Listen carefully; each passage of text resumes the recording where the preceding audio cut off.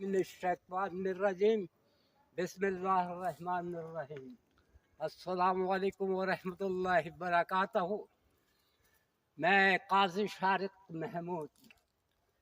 ये खूबसूरत समा, ये अल्लाह ताला की सरज़मीन का हसीन तरीन मंज़र, ये हम इस वक्त को है 12 को इस्लामाबाद में मौजूद हैं।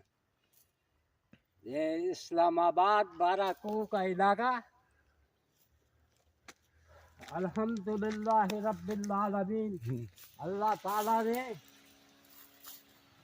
ये हसीन तरीन इलाका देखने की सादत अता फरमाई।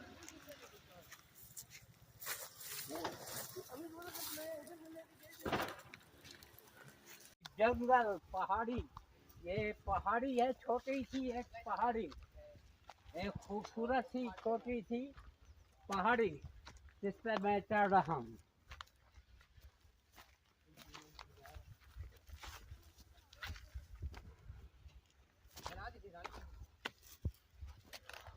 और ये हम पहाड़ी की चोटी पर अल्हम्दुलिल्लाह पहुँच गए माशाल्लाह।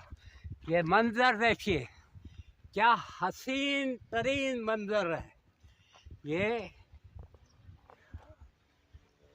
इस्लामाबाद का दूर दूर तक का इलाका इसमें बिल्कुल वाज़े तौर पर दिखाई दे रहा है। खूबसूरत मनाज़िर,